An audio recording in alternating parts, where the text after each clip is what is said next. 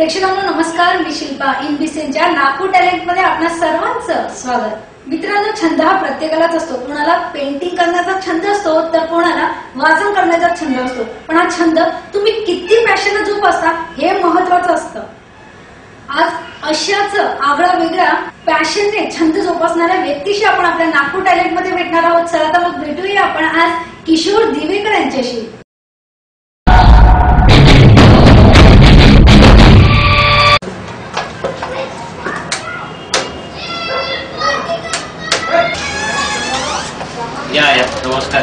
नमस्कार. मित्रांनो, आपल्यासोबत आहेत आजच्या नागपूर टॅलेंट मध्ये मिस्टर किशोर दिवेकरजी. नमस्कार सर. नागपूर टॅलेंट मध्ये आपलं स्वागत. तर मित्रांनो, आजच्या नागपूर टॅलेंट मध्ये आपल्यासोबत आहे किशोर दिवेकर सर. त्यांच्या या छंदाबद्दल जाणून घेऊया. सुरुवातीला आपलं स्वागत सर नागपूर टॅलेंट मध्ये. सगळ्यात पहिले मला सांगा, हा छंद लागला कसा आपल्याला? हा छंद ऍक्च्युअली मी कॉलेजमध्ये असताना ग्रीटिंग कार्ड वगैरे बरंच करायचो. आणि ते ग्रीटिंग कार्ड करता करता ती जी दृष्टी असते, कलाची जी दृष्टी असते ती वाढत गेली.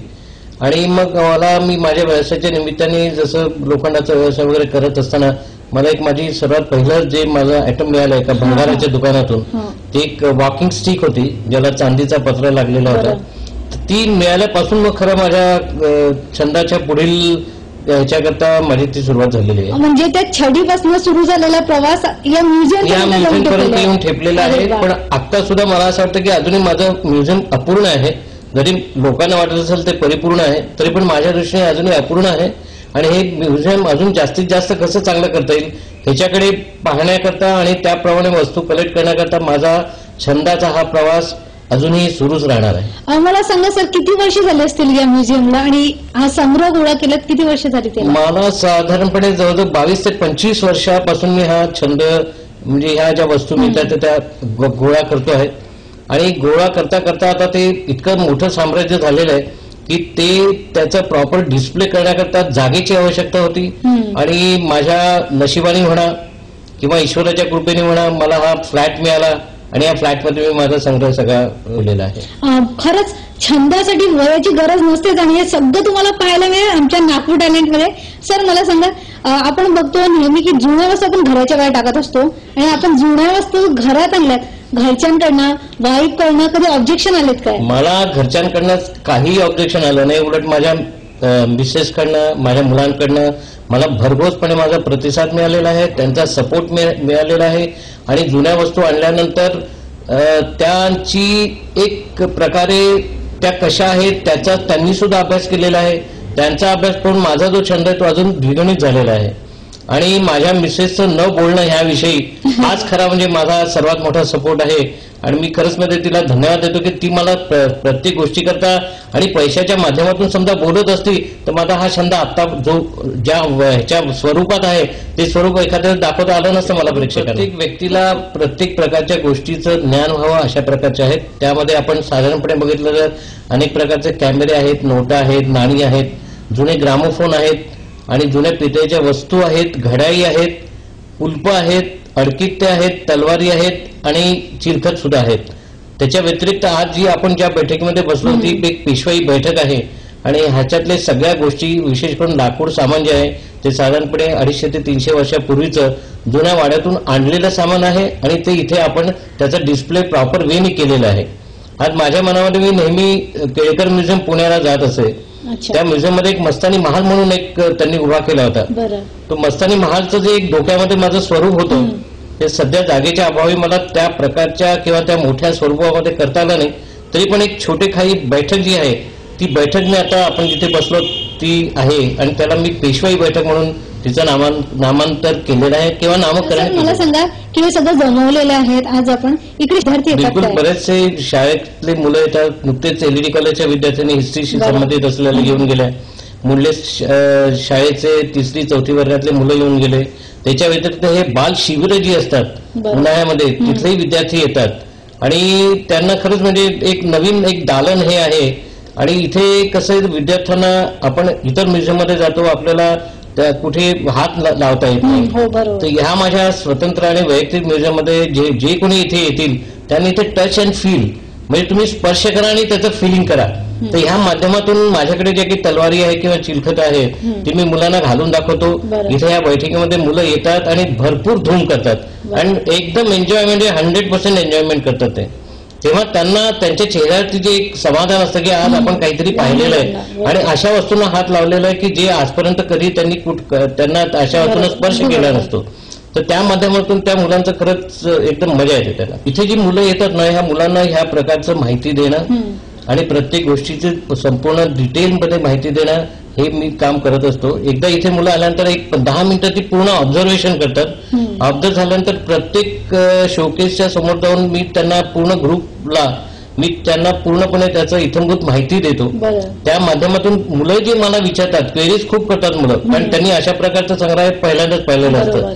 तर त्यांच्या क्वेरीज आणि माझं सांगणं हा समतोलपणा मी बरोबर साधतो आणि त्याप्रमाणे मुलांना एक एज्युकेटिव्ह आणि इन्फॉर्मेटिव्ह आणि एक काही ह्या कलेतून हे बघून समजा एखाद्या मुलाला हॉबी करण्याचं सुचलं तर मी माझ्या म्युझियम सार्थक झाल्याचं मला वाटतं. सर, यासाठी आपण काही चार्जेस वगैरे घेतात का? नाही, ह्यासाठी चार्जेस नाहीये, बिलकुल फ्री एंट्री आहे.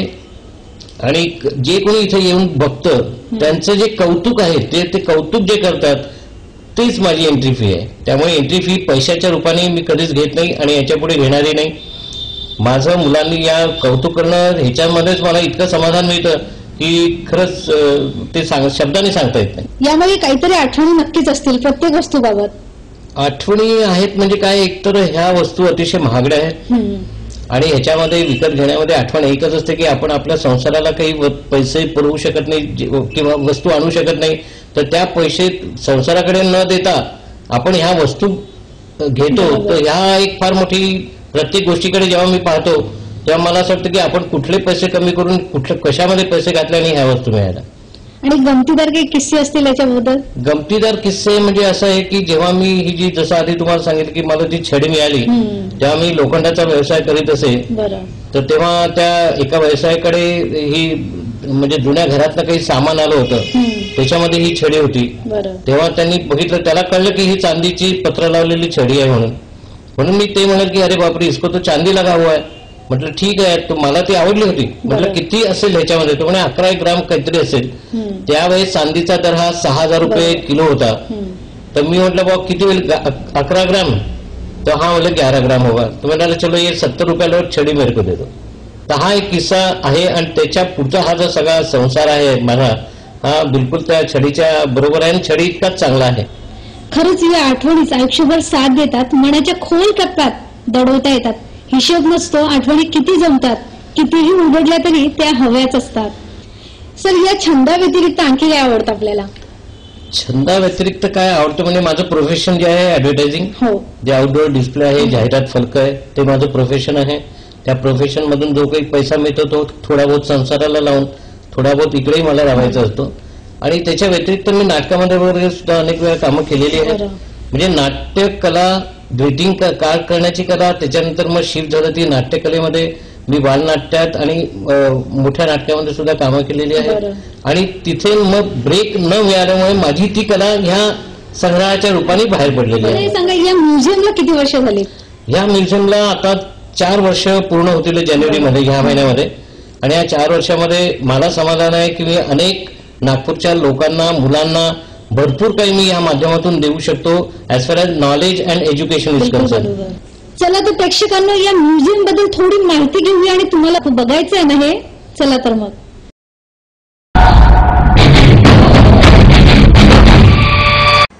मित्रांनो, आपण सुरुवात करूया कॅमेरापासून. आपण कधी बघितली नसतील ना इतके सुंदर सुंदर कॅमेरा इकडे. सर, आम्हाला काही सांगा याबद्दल. बिलकुल. हे जे तुम्हाला हे सगळे कॅमेरे दिसतात इथे जवळजवळ नाही म्हटलं तरी मी 20-25 कॅमेरे तात्पुरते लावून ठेवलेले आहेत.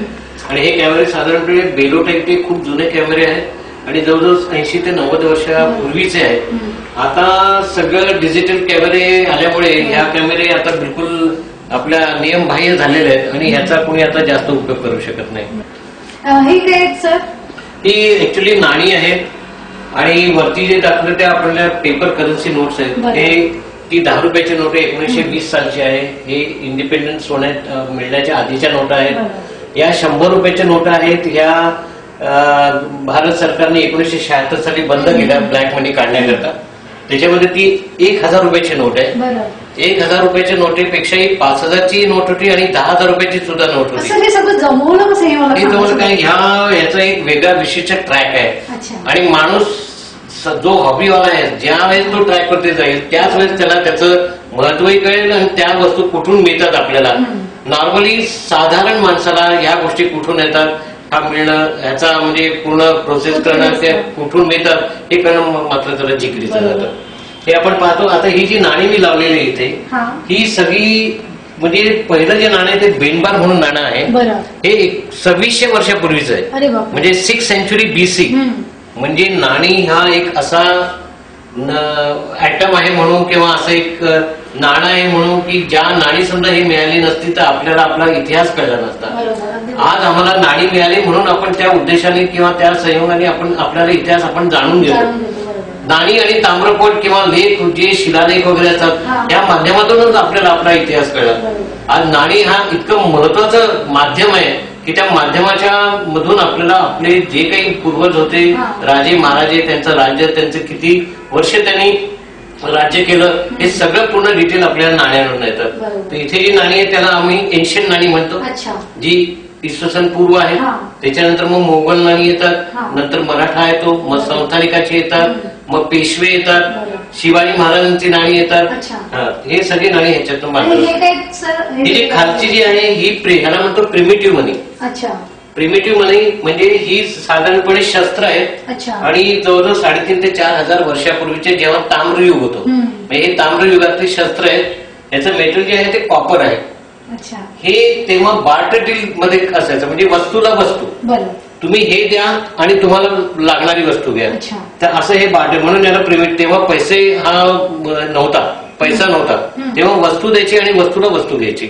मग ज्याला जी गरज असेल ती गरजेची वस्तू घ्यायच्या आणि त्याच्याकडे जी वस्तू एक्स्ट्रा आहेत त्या एक्सचेंज मध्ये देऊन एक्सचेंजच्या वस्तू घ्यायच्या. ग्रामोफोन सुद्धा आहे सर, हे वास्तव आहे? बिलकुल वास्तव. चालू ग्रामोफोन आहे आणि हा साधारणपणे 70 ते 80 वर्षापूर्वीचा आहे. त्यावेळेस जे लोक ज्यांच्याकडे भरपूर श्रीमंती होती तर त्यांचा संध्याकाळचा वेळ हा एंटरटेनमेंट कसा करायचा तर हे एक अतिशय उत्तम साधन होतं की ज्याच्या माध्यमातून ते एक प्रकारची गाणी ऐकू शकत. त्याला लाईट लागत नाही आणि इलेक्ट्रिसिटी लागत नाही. हा किल्ली जसं मेकॅनिकली ऑपरेटेड ग्रामोफोन आहे.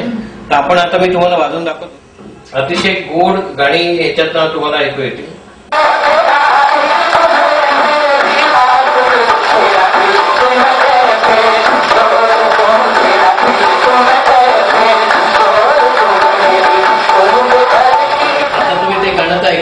आणि याच्यामध्ये गंमत तुम्हाला सांगायची म्हणजे जेव्हा माझ्याकडे जी लहान लहान मुलं येतात आणि त्यांनी हा ग्रामोफोन कधी ऐकलेला नसतो किंवा ह्या प्रकारचं बघितलेला नसतो आणि ते सुद्धा विदाऊट इलेक्ट्रिसिटी आणि विदाऊट बॅटरीच्या व्यतिरिक्त चालणारा हा ग्रामोफोन आहे. आणि जेव्हा ही गाडी लागतात ना मी तुम्हाला खरं सांगतो की ही लहान मुलं अक्षरशः इतकी नाचतात तिथे, इतकी मजा येते माहिती त्यांना की ते पाहून मला सुद्धा एक वेगळ्या प्रकारचं हुरूप येतोच. म्हणजे जितकी काही घड्याळ आहे सगळी वॉल क्लॉक म्हणतो आपल्याला, पेंड्युलम वाली घड्याळ म्हणतात आणि टोटली सगळी ही मेकॅनिकली ऑपरेटेड आहे. म्हणजे ह्याला किल्ल्या द्याव्या लागतात आणि किल्ल्या या 15 मिनिटाच्या असतात. म्हणजे 15 दिवस एकदा किल्ली दिली की 15 दिवस घड्याळ चालू राहतात. असं आहे. इथे सुद्धा बघितलं हा तुम्ही प्लेट कॅमेरा आहे. हा सुद्धा प्लेट कॅमेऱ्याला काढताना आउटडोर कॅमेरा आहे हा. आणि एकाच वेळेस तुम्ही 50 ते 60 लोकांचं तुम्ही फोटो काढू शकता. चित्रीकरण नाही, चित्रीकरण म्हणजे कंटिन्युएशन येतं. इथे तुम्ही स्टील फोटो. इथे तुम्ही बघितले सगळे घड्याळे लावलेले आहेत. ज्याला चायमिंग क्लॉक म्हणतात, याला अॅनिव्हर्सरी क्लॉक म्हणतात कारण ह्याला वर्षातला एकदाच किल्ली द्यावी लागते. हे जे छोटे लिहिले तिथे गांधी क्लॉक, गांधी वॉच किंवा पॉकेट वॉच म्हणतात. याच्या खालती सुद्धा एक बँक आहे. याच्या खालतीमध्ये पैसे आपल्याला साठवता येतात. वरनं पैसे ते ही सगळी इंडियातली आहेत की बाहेरची आहेत? बाहेरची आहेत. अच्छा, इंडियातली? हा, इंडियातली नाही, ती बाहेरची घड्याळ आहे ती. कारण ही सिकोशा वगैरे लिहिलेलं इथे. ही सगळी घड्याळ बाहेरनं बनवून मग जे लोकल इथे इंडियाचे जे डीलर असायचे ते लोक मग विकत द्यायचे. इकडे हा सुद्धा तुम्हाला ग्रामोफोनच दिसतो इथे. अच्छा. आणि किती वर्ष अगोदरचा आहे? कुठला ग्रामोफोन? ग्रामोफोन हा 1910 सालचा आहे. आणि हे जे दिवे आहेत हे तुम्हाला माहिती गार्डचे. आता सध्याच्या लोकांना आता माहिती नाही की लहान मुलांना की गार्ड लोक रेल्वेला सुरू करायला किंवा हे वापरत. ह्याच्यामध्ये लाल आणि ग्रीन लाईट्स असतात. त्याच्यामध्ये एक मास्टर क्लॉक आहे हे चांगलं क्लॉक आहे, हे बॅटरीवरती चालणारं क्लॉक आहे. बरं. आणि एक मास्टर क्लॉक म्हणजे पर्टिक्युलरली हे स्टेशन मास्टर किंवा पोस्ट मास्टरच्या कॅबिन मध्ये असायचं. फॉर एक्झाम्पल समजा स्टेशन मास्टरकडे असेल तर ह्या घड्यामध्ये जेवढे वाजेल तेवढेच त्या प्लॅटफॉर्मच्या घड्यामध्ये तुम्हाला एवढेच वाजलेले दिसेल, म्हणून त्याला मास्टर क्लॉक म्हणायचं. म्हणजे पॅरेलल लाईन आहे त्याला चार. हा एक बिल्लोरी आरसा ज्याला म्हणतो, बिल्लोरी आरसा म्हणजे काय? बिल्लोरी म्हणजे बेल्जियम. हे तेव्हा आपल्याकडे भारतामध्ये काच नव्हती बनत, बरं. ते एक विशिष्ट प्रकारचे आरसे यायचे अच्छा. आणि तेव्हा तिथला तो आरसा आहे हा. अच्छा. बेल्जियमहून आपल्याकडे भारतात ते काच यायची, तेव्हा इथे नव्हते. इथेही आहे. आता इथे बघितलं तुम्ही अनेक प्रकारचे लॉक्स आहेत, हे सगळे हँडमेड लॉक्स आहेत. बरं. आणि हे बघितलंस तू की बघ हे ह्याला फॅन्सी लॉक म्हणतो आपण. वाव, खूप सुंदर आहे. कधी उंटाचं किंवा वाघाचं किंवा कुत्र्याच्या आकाराचे आहेत असे लॉक्स आहेत त्याला. हे सुद्धा एक लॉकच आहे. बरं. हे लॉक आहे आणि ही ह्याची किल्ली आहे. हे असं लावायचं असतं असं, आणि you have to push it. ते पुश केलं की हे लॉक उघडतं. हे असेच 125 वर्ष पूर्वी झालं आणि स्प्रिंग बेस आहे. इथे स्प्रिंग लावलेलं आहे. ही जी किल्ली असं स्लॉट आहे, हा जेव्हा तुम्ही पुश करता तेव्हा ते स्प्रिंग दबलं जातं आणि कडी निघते. आता हे परत समजा लावलं मी ते लॉक होतं. खूपच सुंदर आहे. पण किल्ली पाहूनच लहान मुलांना खूप मजा वाटते. एवढी मोठी किल्ली पाहतो. आज आपण बघतोय की छोट्या छोट्या किल्ल्या असतात, एकदम छोट्या छोट्या, आणि आज इतकी मोठी किल्ली आहे. त्याचप्रमाणे हे सर्वात छोटस क्यूब आहे इथे. बरं. याला किती वर्ष झाली असतील? हे मला आमच्या एक ओळखीचे त्यांनी गिफ्ट केलं. अच्छा. अरे वा, खूपच सुंदर कुलूप आणि छान एकदम छोटस आहे. मिनिएचर ज्याला म्हणतो ना आपण, एकदम मिनिएचर कुलपाचं. खोबरं तुम्हाला जाड खोवायचं असेल ते खोवता येतं, त्यांनी बारीक खोवता येतं. ती प्लेट काढली की तुम्हाला किसता येतं. आणि ह्याच्या खालती अजून एक प्लेट आहे, ती तुम्ही बाहेर काढली की तुम्हाला 2 प्रकारचे चिप्स तयार करतात. म्हणजे एका वेळेला 5 कामं तुम्हाला करतात. म्हणजे 25 वेळा उठण्याची गरज नाहीये तुम्हाला. फक्त सामान तुम्ही घेऊन बसा आणि तुम्ही तुमचं काम करा. त्याला किती वर्ष झाले असतील? यालाही जवळजवळ ही गेल्या म्हणजे 19व्या शतकातली आहे. हे सुद्धा पाईप्स आहे. ही खरी म्हणजे आपली संस्कृती नाहीये, फॉरेन संस्कृती आहे. पण एकाच ठिकाणी मला 30 पाईप मिळाले, त्यामुळे माझी ती एक थीम जी होती पाईपची ती माझी पूर्ण झाली. ते खालती जे बघते ते सगळे ऍस्ट्रे आहेत. हे वेगवेगळ्या आकारामध्ये, कधी जोडा आहे काही आपलं हे किसणे वगैरे. आणि काय वाटतं तुला, मी हे दाखवतो, तुला काय वाटतं काय नाही? डस्टबिन बिलकुल नाहीये. हे पितळेचं डस्टबिन कधीच आपल्याकडे नसतं. हा कुकर आहे. भात आणि डाळ लावतो आपण, डाळ भात, त्याचा कुकर आहे. आणि ह्याला संतूर कुकर म्हणतात. नावाचं आहे संतूर कुकर. आणि या शेगडीवरती चालणार आहे. याच्या खालती तुम्हाला दिसेल शेगडी आहे. शेगडीमध्ये तुम्हाला शेगडी कोळशाने भरायची असते आणि ती लावून तुम्हाला कुकर करता येतो. आताची कुकर जी आहे ती एकदम छोटी छोटी आकाराची बिलकुल आहे. याच्यामध्ये ऍक्च्युली 2 भांडी माझ्या वरती आहेत, घरामध्ये आहेत. आणि हा एवढा मोठा कुकर आहे. साधारणपणे 5 ते 6 म्हणजे लोकांचा भात आणि डाळ होऊ शकते. आणि हा पोर्टेबल आहे. तुम्ही शेतामध्ये किंवा बाहेर सुद्धा घेऊन जाऊ शकता. आणि लाकडं घालून सुद्धा तुम्हाला. तुम्ही सिनेमामध्ये जुन्या बंदुकी आणि तलवारी तर बघितलाच असेल. आमच्या नागपूर टॅलेंटमध्ये सुद्धा तुम्हाला बघायला मिळेल. एक म्युझियम मध्ये दिवेकर सरांकडे आलो आहेत आपण त्याचसाठी. ही शस्त्र गार ज्याला म्हणतो, एक शस्त्र ठेवण्याची शोकेस आपण मध्ये शस्त्र ठेवलेली आहेत. आणि ह्याच्यामध्ये अनेक जुन्या तलवारी आहेत आणि बिछवे आहेत. आता तुम्हाला याला परशु म्हणतो, म्हणजे परशुरामाचं शस्त्र आहे ते. याच्यामध्ये काही तमंचे ठेवलेले आहेत, अर्थात नाकाम आहे ते, म्हणजे ते चालू नाही आहेत. आणि मी तुम्हाला एक गंमत म्हणून सांगतो की ही एक समुराई तलवार आहे. आणि ही जपानची तलवार आहे. ही समुराई तलवार आहे, स्पेशल स्टीलनी तयार केलेली असते.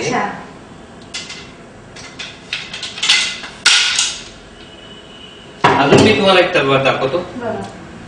ही तलवार बघा, ही एक खरी ऐतिहासिक तलवार आहे. आणि तुम्हाला मला सांगायला अतिशय आनंद वाटतो की ही नागपूरचे राजे जे रघुजी भोसले, त्यांचे जे मुलगा होता त्याचं नाव होतं जानूजी भोसले. त्या जानूजी भोसल्यांची तलवार आहे.